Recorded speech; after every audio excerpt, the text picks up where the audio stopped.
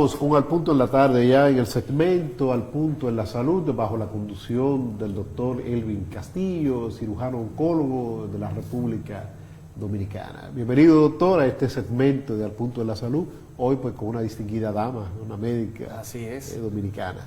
Bien, Adelante. muchísimas gracias a todos por su sintonía, Al Punto en la Salud, con un servidor, el doctor Elvin Castillo. Como de costumbre, traemos a un invitado especial para tratar temas relacionados a la salud.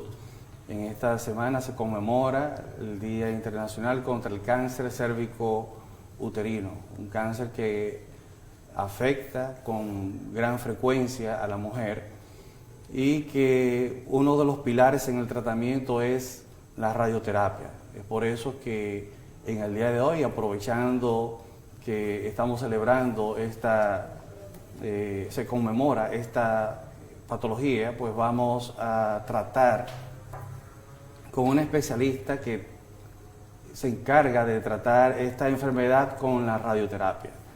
Estamos con la doctora María Vázquez, quien es radiooncóloga. Ella trabaja en el Instituto Nacional del Cáncer como radioterapeuta y también en la Clínica Abreu, CDD.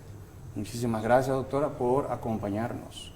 Bueno, el gusto es mío. Bienvenida. Hola a todos los televidentes. Para mí más que un placer poder compartir conocimientos y aportar información que siempre puede ser de utilidad. Bien, doctora, aprovechando que en esta semana estamos conmemorando la Semana Internacional contra el Cáncer Cérvico-Uterino, ¿qué tan frecuente es esta patología a nivel de la mujer, a nivel mundial? Bueno, eso es un tópico o un punto muy importante porque es una de las enfermedades que ahora mismo tenemos métodos de prevención. El screening, todas las mujeres que tienen que atender a su papá Nicolau, sus chequeos con su ginecólogo, y aún así en nuestro medio la tasa de cáncer cervicouterino es altísima. Después de mama, yo diría que es el segundo más frecuente en nuestra epidemiología aquí en República Dominicana. Bien, vemos que parte de los pilares del tratamiento para esta patología es la radioterapia. ¿Qué tan importante es la radioterapia en el tratamiento del cáncer cérvico-uterino? Nosotros en oncología, como ya bien el doctor Castillo también forma parte de esta especialidad, pilares somos todos. Está la cirugía, la oncología clínica, que es la rama que se encarga de la aplicación de quimioterapia, y la oncología radioterápica, que es la que administra radiaciones ionizantes, comúnmente conocida como radioterapia. Entonces yo no diría que uno más importante que otro, sino que cada uno tiene su rol puntual dependiendo del beneficio que le vayamos a aportar en este paciente. En cuanto al cáncer cérvico-uterino, que es el que estamos abordando, a propósito de que en este mes se celebra, en estadiajes iniciales, muy iniciales, va a estar dada la cirugía como método diagnóstico. Pero la mayoría, lo común que nosotros vemos en nuestra práctica clínica, son pacientes que ya llegan en etapa inoperable, etapa 2B en adelante y algunos 2A. Son pacientes que ya no se le ofrece un método, digamos, curativo con la cirugía y ya esos pacientes pasan a un manejo que es combinado, quimioterapia y radioterapia, seguido de otro tipo de radioterapia, que es lo que nosotros llamamos braquiterapia. ¿Cuál es la diferencia entre estas modalidades de tratamiento? Siempre surge mucho miedo, duda ante los tratamientos. La quimioterapia en cáncer cérvico-uterino no es la quimioterapia que todos vemos, que el paciente se le cae el pelo, que se va a deteriorar. Incluyen una serie de factores para que esto suceda. Por lo general son bien tolerables. La quimioterapia son medicamentos que se administran. Las radioterapias son radiaciones ionizantes que van dirigidas a destruir esas células tumorales que son las que forman esa enfermedad. Y la braquiterapia son unos aplicadores que ya al final de estos tratamientos aplicamos para compensar o aumentar la dosis en ese tumor y ofrecer una mejor tasa de curación en estas pacientes. Qué Doctora, bien que nos aclara ese punto, porque ahí, muchas personas tienen la duda, confunden cuál es el rol de la radioterapia, de la quimioterapia, o cuál es la esencia de esos tratamientos. Entonces usted nos aclara aquí que la quimioterapia consiste en la aplicación de medicamentos para tratar el cáncer. ¿Por Yo quisiera, excusándome, doctor Castillo, que usted, dentro ahí mismo, para no irnos muy lejos de ahí, los efectos secundarios de esto. ¿Por qué? Porque a veces dicen que es más la sal que el chivo. A veces se dice, sí, en el argot popular, que a veces, bueno, ok, vamos a destruirte una célula cancerosa que está en el organismo, en un organismo muy delicado, como es la cervix, pero esto a la vez pues, te puede destruir otras células. Por eso me gustaría que usted nos explique a los amables televidentes los efectos secundarios de este tratamiento. Claro que sí. En medicina, todo lo que hacemos y la oncología no escapa de ello, siempre va a ser un riesgo-beneficio. O sea, ¿qué ventaja yo voy a aportar sobre el paciente que tiene que ser superior a los daños que voy a causar en el mismo? Si es al revés, automáticamente se descalifica un tratamiento. Comúnmente, si los pacientes tienen síntomas, yo siempre explico resumida y entendiblemente que esos síntomas que van a recibir o que van a producirse por la quimioterapia y agudizado por la radioterapia es como de una mujer haciendo una mala barriga. Okay. Que tengo náuseas, vómitos, la comida me cae mal, los sabores me alteran, tengo alteración del olfato, una mala barriga. En cuanto a la radioterapia, van a ser más síntomas locales, geniturinarios, que tengo ardor para hacer pipí, que me da un poquito de cólicos, que puede darme episodios de diarrea. Dentro de los tratamientos siempre hay manejos preventivos que se administran para disminuir esos efectos secundarios que los pacientes las pacientes en este caso van a tener. Eso va a ser muy variable dependiendo de la tolerancia. Hay pacientes que nunca presentan síntomas, hay otras que son muy leves y hay otras que sí ya son un poquito más agudizados. Ok, bien, gracias.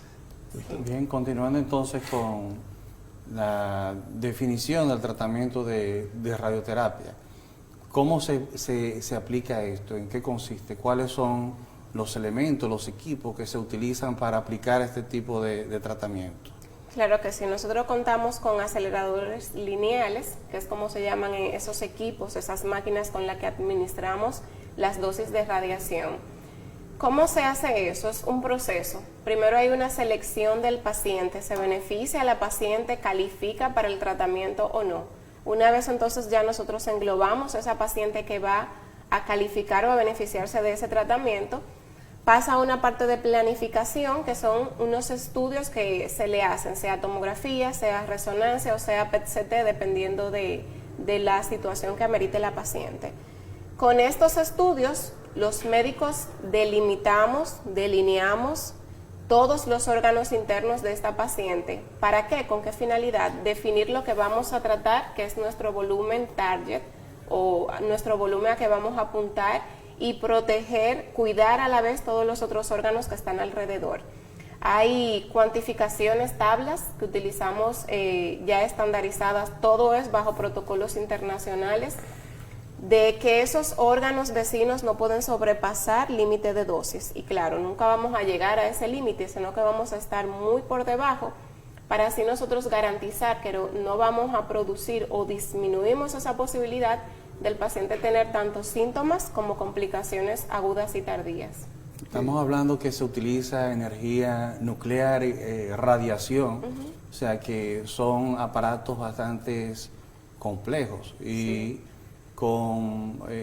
que tiene que llevar ciertos rigores para poder aplicar esos tratamientos, que no en cualquier centro, en cualquier lugar se puede montar un equipo de estos. No. ¿Realmente? Definitivamente no. Bien. Es todo un trasfondo muy amplio, o sea, todo lleno de física, de medicina, un sinnúmero de cosas, pero sí es una preparación especial. Siempre estamos como en los sótanos o en los últimos pisos, porque son lugares blindados llamados búnker, que tienen, dependiendo de la energía que vamos a trabajar en ese centro, tienen que tener un tipo de blindaje específico. El personal tiene que ser altamente capacitado. Los equipos son muy complejos. Podemos tener equipos de última tecnología, última generación, y si no hay un personal capacitado, pues de nada nos sirve. Eso es como que pongamos un Ferrari o una Maserati y pongamos a alguien que no sabe montar ni bicicleta ni nunca ha tomado un guía. Entonces sí son requerimientos muy estrictos. También en la práctica clínica esos equipos funcionan con controles diarios, semanales y mensuales. Independientemente de que los equipos funcionen bien, eso siempre debe hacerse, porque es lo que nos garantiza que esa planificación, esos cálculos, esas directrices, todo eso que se está planificando se aplica tal cual en el paciente. Y la protección al personal que usa estos equipos, porque se expone el personal, tanto el personal médico como el personal técnico, claro, que maneja estos equipos. Eso, los centros, tanto de radioterapia como de imágenes, todos tienen que estar regulados o bajo los requerimientos de energía de la Comisión nuclear, Nacional de Energía. Comisión Nacional, Protección Radiológica. Somos POE, que es personal ocupacionalmente expuesto. Hay unos dosímetros, siempre nos ven enganchaditos como un brazaletito, como un metalcito. Yeah. Hay diferentes tipos de dosímetros. Hay incluso en anillos, y con eso siempre se mide la radiación que el personal pueda recibir. Mensualmente se cambian, hay otros que son trimestrales, ya va a depender de qué tipo de control se le haga en cada centro en específico. Si cuando se hacen los controles dosimétricos o las revisiones, la lectura, hay un personal que ha recibido o se ha expuesto a una dosis de la que no debe pasar, ese personal se excluye, se aparta, hasta que pase un tiempo determinado y pueda reintegrarse. Okay. O sea, que se hacen mediciones tanto al personal como también al medio ambiente, sí, para todo, determinar si la fuga o la cantidad de energía ionizante que hay en el ambiente es segura, tanto para el personal como para los pacientes que acuden a recibir el servicio. Tiene que el equipo, o sea, el búnker está preparado para eso, para que no tenga una emisión, pero no deja de ser un área protegida, porque existe el riesgo, existe la dispersión que puede tener esa radiación y todo tiene que estar cuantificado. Sí. Si siempre está en cero, fenomenal, pero los controles, eso es irrevocable. Es herméticamente cerrado. Sí, por eso los accesos siempre son súper restringidos. Ya, bueno. ¿Cuándo se decide aplicar la radioterapia en cierto tipo de cáncer? En general. Saliéndonos del cervicuterino. Sí. Bueno, las estadísticas dicen, y lo que nosotros vemos en nuestra práctica es que el 90% de los pacientes oncológicos en algún punto de su vida, yo diría que un 95%, en algún momento van a recibir radioterapia. ¿Por qué? Porque si no lo tienes de entrada, sabemos que hay pacientes que se benefician de cirugía de entrada, como es el caso de los sarcomas, que hay algunos que necesitan neoadyuvancia con quimioterapia. Todo va a depender de la circunstancia, de la patología y de qué características tiene la enfermedad de ese paciente en particular. Y obviamente de las condiciones del paciente, porque aunque lleve una modalidad, si no cumple con los requerimientos clínicos para ello, pues obviamente no se le va a ofrecer. Pero en algún momento el 95% recibe radioterapia, sea dentro de su conducta definitiva o sea dentro de manejo paliativo, para quitar dolor, detener sangrado. O sea que la aplicación es súper amplia. Bien, ¿existen algunos órganos que se tiene que tomar en cuenta al momento de aplicar la radioterapia, que pueden ser muy sensibles si se aplica cierta cantidad de dosis de...? Claro, todos los órganos son sensibles si no están enfermos. Eso es lo que decíamos ahorita de las causas. Sí, todos. Nosotros siempre nuestro objetivo, lo que vamos a tratar, ¿cuáles áreas son? Obviamente la involucrada dentro del tumor y esas áreas cercanas, sea de drenaje linfático principalmente. Pero todo lo que no está involucrado en esa patología es un órgano de riesgo vital. Pero no hay un sistema de aislamiento de aislar el órgano afectado para que afecte lo menos posible a la zona circundante. Sí, claro. Eso lo hacemos en esos estudios que realizamos, tomografía, resonancia. En eso consiste la delimitación y planificación. ¿Qué es eso? Y gracias a Dios, la tecnología, dentro de algunas cosas que no nos ha ido tan bien, hay muchas que sí, la medicina es una de ellas. Entonces, ¿qué permiten los equipos de ahora? Tener mayor conformación, mayor control de yo tratar que si estamos en esta mesa y yo quiero enfocar mi dosis en ese folder, justamente cubro ese folder. Entonces, ¿qué tienen los equipos también? Tienen multiláminas integradas y son multiláminas plomadas que son capaces de conformar volúmenes, proteger cuando estoy cruzando por un órgano que quiero cuidar y abre cuando estoy irradiando el volumen que quiero tratar. Bueno, eso es casi como un cirujano. Actúa ya como un cirujano. Somos cirujanos, pero nuestro bisturí es la radiación. Literalmente es así. De hecho, prácticamente siempre coincide que en todas las patologías, por ejemplo en cáncer cervicouterino, si hacemos una cirugía, ¿cuáles son las áreas a nosotros retirar o extirpar? Tiene que irse el útero con su cervix, tiene que irse parametrios, tiene que irse ganglios linfáticos, y todo eso es lo que va incluido también en una radioterapia. Esos volúmenes que se operarían. El tratamiento en la radioterapia, al igual que en la cirugía, cuando hablamos de cáncer, es local, o sea que está dirigido, está concentrado al lugar donde está la enfermedad, a diferencia de la quimioterapia, que es un medicamento que va a circular por todo el sistema venoso, todo el torrente sanguíneo. Exacto.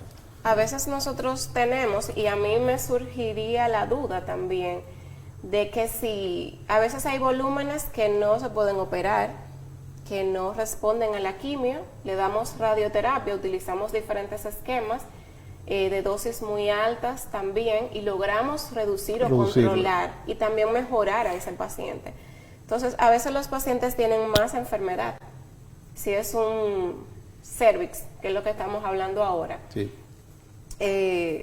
la paciente tiene metástasis hepática, pulmonar. Si me pueden destruir el tumor en una parte, ¿por qué no me le dan radioterapia a todo? Entonces, la radioterapia consiste en destruir el ADN de esa célula que está dañada, por así decirlo. Es una célula que eventualmente fue funcional y que ahora, por una serie de múltiples factores, siguió trabajando, pero mal. Y es lo que nos forma un tumor. Entonces, la radiación va dirigida a destruir ese ADN, sea por un daño directo o por la formación de radicales libres. Pero ¿qué pasa con ese daño de esa célula? Que yo puedo localmente destruir una área, pero yo no puedo darle radioterapia al cuerpo entero y destruir todas las células, porque automáticamente aniquilaría al paciente. Claro. Doctora, la tasa de mortalidad, el cáncer cérvico-uterino, ¿por dónde anda? La tasa de mortalidad de la persona que va al médico, porque hay personas que están afectadas en zonas muy remotas del país, mueren y no hay estadística, no están registrados en estadística, lamentablemente. Nuestro registro de estadística no es tan fuerte como nosotros quisiéramos, es la verdad, por un sinnúmero de factores nacionales, pero sí hemos evidenciado que en los últimos tiempos ha aumentado el diagnóstico, el acudir de las pacientes. A pesar de la campaña de sensibilización constante, porque hace tiempo que se habla de eso. Necesitamos mejorarlo cada día más, o sea, siempre vamos a ir en pro de aumentar eso. Pero sí se ha habido un aumento en el diagnóstico oportuno y por lo tanto ha aumentado la tasa de curación en estas pacientes o de supervivencia, podemos decir. Qué bueno que entonces no tenemos... Pero necesitamos... Y que no, o sea, es súper importante que no hemos citado esa parte. ¿Cómo yo me doy cuenta? O sea, ¿qué tiene que alertarme? ¿Qué yo debo hacer? Rutinariamente todas las guías dicen que a partir de los 21 años. Yo diría, y aplatanándonos en buen dominicano, que inmediatamente usted inició sus relaciones sexuales, anualmente debe de ir a acudir a su ginecólogo y realizarse su Papá Nicolau. Independientemente, no tengo que sentirme mal. Al principio esto no va a producir ningún síntoma, absolutamente ninguno. acudo todos los años, rutinariamente. Si hay algo, yo me chequeé hace 6 meses y de repente veo un sangrado anormal, tengo relaciones sexuales y me duele, veo un flujo, todo lo que todos nos conocemos. Si usted detecta algo que su cuerpo le dice que no es normal, no lo minimice. Acuda y reciba su evaluación. Claro, porque el organismo avisa. Así mismo. Él avisa, es inteligente, avisa. Así es. Bien, en cuanto al cáncer de mama, hemos visto grandes avances en el diagnóstico, en los tratamientos. ¿Cómo ha beneficiado esto también a las pacientes que son diagnosticadas con cáncer de mama, el uso de la radioterapia en estas pacientes? Y también el desarrollo de cada vez pues una mejor aplicación de esa tecnología. La tecnología va de la mano con los resultados, indiscutiblemente. ¿Por qué? Porque mientras mejor control nosotros tenemos, pues obviamente el tratamiento va a ser más efectivo y podemos darlo de una manera más segura, incluso en la escalación de dosis, que eso nos ha beneficiado más en el caso de cáncer de próstata. Pero en mama, claro que sí tiene importancia, porque en todas las patologías, en todos los órganos, mientras mejor nosotros conformemos nuestro tratamiento, menos complicaciones vamos a tener. En el caso de la paciente de mama, tenemos nosotros los pulmones. En esas pacientes de mama izquierda también corazón.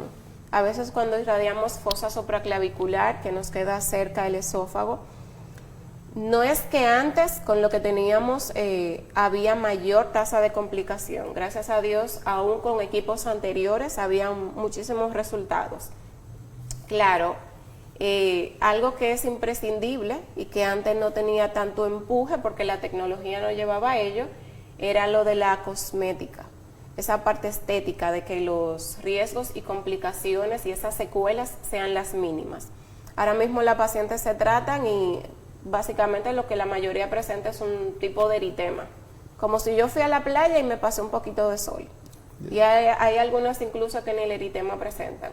Entonces, todo eso ha sido un plus para mejoría en nuestros pacientes. Así es, en cuanto al avance de la radioterapia, sobre todo en el cáncer de mama, porque las mamas al encontrarse en la pared torácica, muy cerca, como tú mencionaste, de esos órganos que son tan nobles como el corazón, los pulmones, pues en el pasado se veían muy afectados esos órganos por los efectos secundarios de la radioterapia, de la radiación que afectaba estos órganos, pero ahora con el desarrollo de esa tecnología se puede dar un tratamiento más seguro para el cáncer en esa región sin afectar tanto, pues, con menos riesgos. Con menos riesgo, porque como quiera se afecta por la radiación esos órganos. Pero también ha jugado un papel importante en la radioterapia en cuanto a la conservación de la mama. Nosotros riesgos vamos a tener en todo. Yo siempre digo que lo único que no tiene riesgo es lo que no se hace. Así mismo es. Tú entras a un paciente idóneo al quirófano y ese paciente puede tener una complicación y fallecer. Así mismo es. Todos los tratamientos van a tener sus riesgos. Ahora, uno siempre va a tomar las medidas para que esos sean los mínimos posibles. Sí, porque ningún médico quiere que un paciente se le deteriore. No. Y que llegue a la etapa final mucho menos.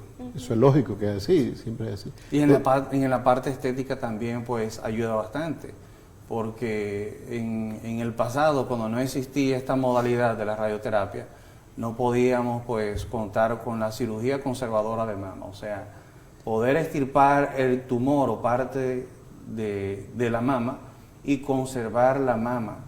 Eso no se podía, lo podemos realizar ahora gracias pues al surgimiento de este tratamiento, de esta modalidad. Podemos extirpar parte de la mama o el tumor, conservar la mama de la mujer y luego entonces con la aplicación de la radioterapia pues disminuir los riesgos de recurrencia de la enfermedad. Sí. Luego va al cirujano estético. Y en esas pacientes, aunque no se le preserva la mama, que se le hace una mastectomía radical, esas pacientes tienen la opción de reconstrucción, que a veces ni se nota. y queda muchísimo mejor que antes. Pues, doctor, vamos a la pausa comercial. Cuando regresemos ya abordaremos otros temas de este mundo bastante interesante, que es el mundo de la oncología. Regresamos en breve con más. Estamos de vuelta aquí al punto en la salud con un servidor, el doctor Elvin Castillo, cirujano oncólogo. Continuamos con la presencia de nuestra invitada, la doctora María Vázquez, quien es radio-oncóloga. Estamos hablando sobre el tratamiento de la radioterapia en el cáncer. Bien, doctora, entonces, continuando con la aplicación de la radioterapia en los diferentes tipos de cáncer, tenemos los tumores que surgen en el sistema nervioso central, para que la gente entienda, en el cerebro. ¿Cómo tratamos este tipo de cáncer mediante la radioterapia? Bueno, en los tumores del sistema nervioso central o cerebro, encéfalo, siempre la predilección dentro de que sea posible va a ser la cirugía de entrada. En aquellos pacientes que son imposible por la localización que tienen de extirparse completamente, esos pacientes pasan a recibir tratamiento con radioterapia. Existen diferentes modalidades. Antes, bueno, también es un desarrollo que ha surgido con las técnicas, de que era comúnmente que los pacientes que se irradiaban encéfalo, cerebro, era holocráneo, o sea, radiación a todo cerebro. Ahora las técnicas permiten, y se ha demostrado que tienen muchísimo más control y mejor calidad en los pacientes de vida y supervivencia cuando tratamos con radiocirugía. ¿Qué es la radiocirugía? Es una cirugía con radiaciones, podemos decirlo. Son dosis altas de radiación que se le aplican directa y específicamente al tumor, liberando y cuidando todo el tejido encefálico que no contiene enfermedad. ¿De qué se auxilia? ¿De imágenes como la...? Siempre la radioterapia se va a auxiliar de imágenes. Para focalizar ya más o menos. Siempre. No se trata un encéfalo sino una resonancia. ¿Se hace una pequeña incisión? No, en radioterapia no se abre, no se hace incisión. Todo es mediante aplicación de radiación. Exacto, se utiliza el término de radiocirugía, la parte de cirugía por la precisión con la que aplican ese tipo de radioterapia. Sí. Pues ha sido pues de mucha importancia el desarrollo de esa técnica, porque fíjese cómo en el pasado había que aplicar la radioterapia a todo el cerebro. O sea, imagínate con las secuelas que podía quedar. Se iba a lo bueno y lo malo. Exacto, que quedaba ese paciente.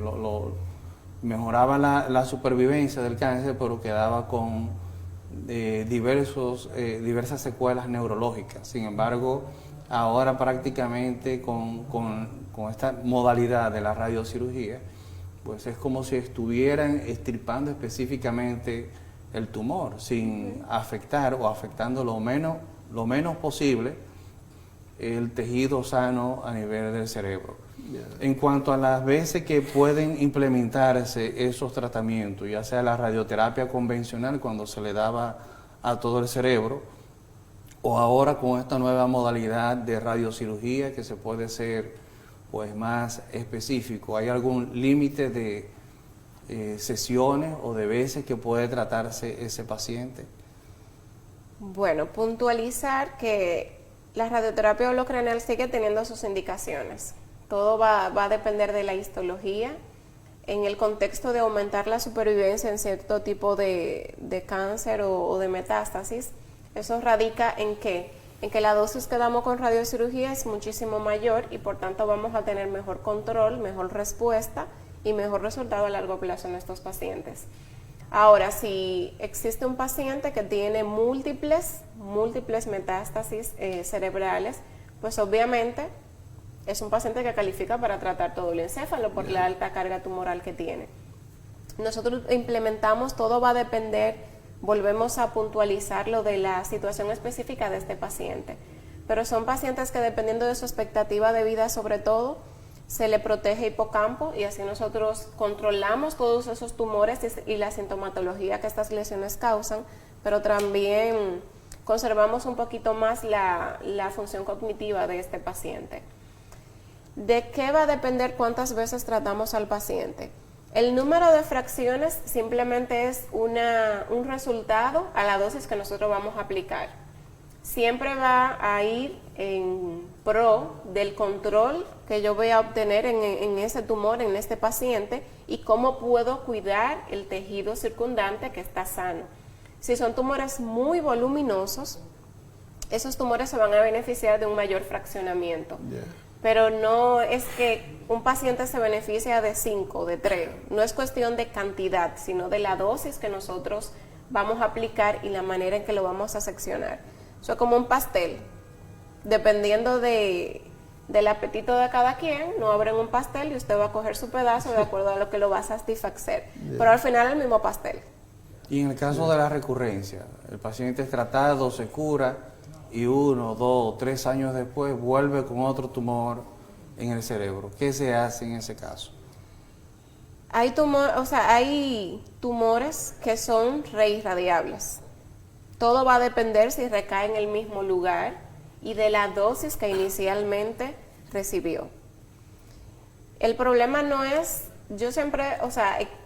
podemos decir que no hay tejidos, no hay tumores radioresistentes.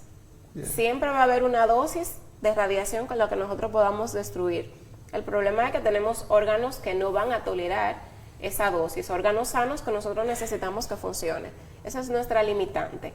Entonces todo va a depender de la dosis que dimos inicialmente, el tiempo transcurrido en que ha pasado y tenemos que reirradiar, el volumen y todo, va a depender de eso, no de la cantidad de veces, diría yo. Si tengo un paciente que tenía una lesión occipital y después recae o recidiva una lesión frontal, es un área que no se ha tratado. Entonces ahí nosotros implementamos un tratamiento prácticamente nuevo.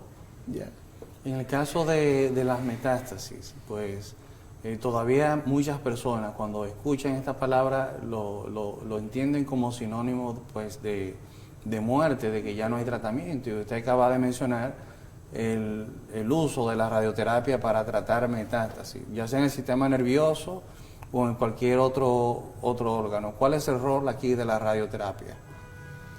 Tiene un rol importantísimo.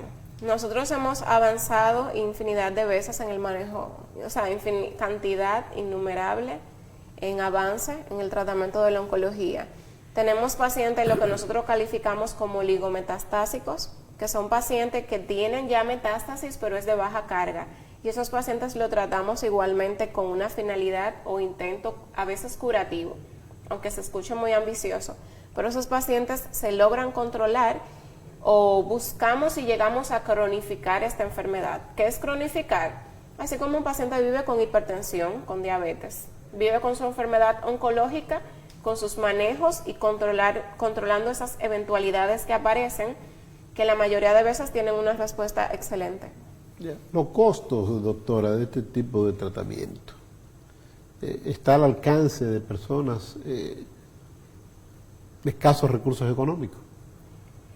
Los costos en sí, yo como médico no los manejo muy bien. Ahora, ¿qué si yo manejo lo suficiente? Y es que todos los pacientes, gracias a Dios, tienen acceso. Independientemente, la Seguridad Social ha hecho un trabajo excelente. Entre todas las afiliaciones, son muy escasos esos pacientes que llegan sin seguro. El subsidiado, que diríamos que es el que menos cobertura tiene, realmente es el que mejor le va. Todo el mundo tiene acceso, tengas recursos o no tengas recursos, siempre existe una buena Por noticia. fin uno de los invitados que nos dice que tiene cobertura o que la seguridad social está jugando un rol importante para tratar esta patología, sobre todo una enfermedad tan frecuente como es el cáncer y con un alto costo. Qué bueno que se puede tener esa mano amiga. Tenemos un muy buen amigo, nuestro favorito en los últimos tiempos, que es el famoso PET-CT o la tomografía con emisión de positrones. ¿Qué nos ofrece diferente? Es una tomografía que hacemos, pero con la administración de un fármaco. Esas células ávidas de ese material que inyectamos, a veces en un estudio convencional, tomografía, resonancia, pasaría desapercibido, generaría dudas y a veces no se ve todo normal, y de repente hay una captación. ¿Qué nos permite eso? Nosotros tener una mejor estadificación y por ende un tratamiento más específico en este tipo de pacientes. Al aumentar la estadificación y dar tratamientos más oportunos, aumentamos la supervivencia de este paciente. ¿Cuál era la limitante? Que el estudio sí es un poco costoso, por encima de los 50,000 pesos, y los seguros no lo cubrían. Yeah. Desde que se empezó a hacer en la clínica Abreu, ya hace aproximadamente 3 años, es un proceso en el que eso se aprueba y gracias a Dios ya se logró.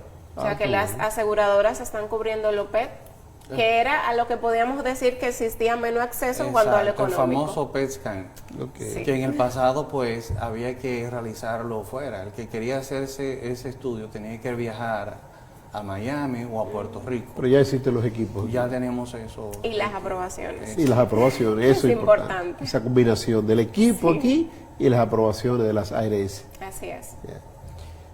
En cuanto al tratamiento de la radioterapia en los niños, porque sabemos que si le van a aplicar esa radiación, pues hay que quedarse quieto, tranquilo. Entonces, ¿cómo ustedes se hacen con los pacientes pediátricos? Bueno, lo primero es que antes de los 3 años nunca tratamos niños. Y esos pacientes que no tienen control o que amerite antes de ellos cumplir esa edad, si es un retinoblastoma, que a veces son bebecitos que no llegan a los 2 años, necesitan anestesia durante el tratamiento, porque sí tiene que haber una inmovilización. De hecho, toda esa planificación que se hace son con inmovilizadores específicos, dependiendo del área que vamos a tratar. Y esos bebecitos entonces tienen que incurrir en un proceso de anestesia. Pero no hay Cada tantos vez que casos, se le no hay vaya a tantos aplicar. casos de cáncer infantil aquí. Sí hay. Quisiéramos que tener menos, pero sí hay. Oh, yeah. Bien, el beneficio de la radioterapia en el cáncer de próstata. Pues, vemos que en el pasado el cáncer de próstata obligatoriamente era con cirugía. Había que hacerle al paciente una prostatectomía radical. Sin embargo, las cosas han ido cambiando. Nosotros tenemos una secuencia, siempre va a existir esa secuencia de tratamiento y vamos a ir desde lo más simple hacia lo más complejo. Entonces, siempre que el paciente califique o tenga criterios quirúrgicos, su primera elección va a ser ir a una cirugía, una prostatectomía radical en este caso. Ahora, hay pacientes que no califican para cirugía o el paciente no quiere operarse, que también es válido. Hay pacientes que dicen, no, yo no me quiero operar. Entonces está la radioterapia como alternativa de tratamiento también para fines curativos. Siempre son estas dos principales ramas, cirugía y radioterapia en el manejo de cáncer de próstata. Pero la cirugía yo diría que su rol es inicial. Y obviamente es mucho más fácil, fidedigno y los resultados nosotros, o sea, que los urólogos operen y si el paciente recae, operar, a que sea al revés, irradiar y después operar. Pero lo importante es que puede aplicarse con fines curativos. Sí, claro que sí. Bueno, doctor. ¿Sí? En pacientes localizados y oligometastásicos. Yeah. A veces esos pacientes, bueno, anteriormente que tenían lesiones óseas, por ejemplo, eran pacientes que ya se descartaban como un paciente paliativo. Yeah. Ya hoy en día es un paciente que igual se le ofrece su tratamiento local con fines curativos con excelente respuesta. Bien, ya para terminar, ¿por qué le temen los pacientes a la radioterapia? ¿Qué usted le puede decir aquí a la población con respecto a la seguridad de ese tratamiento? Siempre va a haber un temor a lo desconocido. Yeah. Todo lo que nosotros no sabemos nos va a dar miedo. Y más con tantos mitos, que eso me quema, que yo voy a salir, me van a tener que aislar, un sinnúmero de factores. En este tratamiento no aplicamos material radioactivo. Tipo de radiaciones, amaneceríamos hablando. La que utilizamos específicamente para este tipo de tratamiento son radiaciones ionizantes mediante elementos físicos, sea protones, fotones, electrones. Protones no tenemos en el país todavía, pero existen. Yeah. Y yo diría que ellos van con mucho miedo, de hecho, y cuando ven ya, se someten y ven cómo es el proceso, después se le va. Es uno de los menos traumáticos, porque no me tienen que abrir, la recuperación es mucho más fácil, puedo llevar mi vida normal durante en este procedimiento.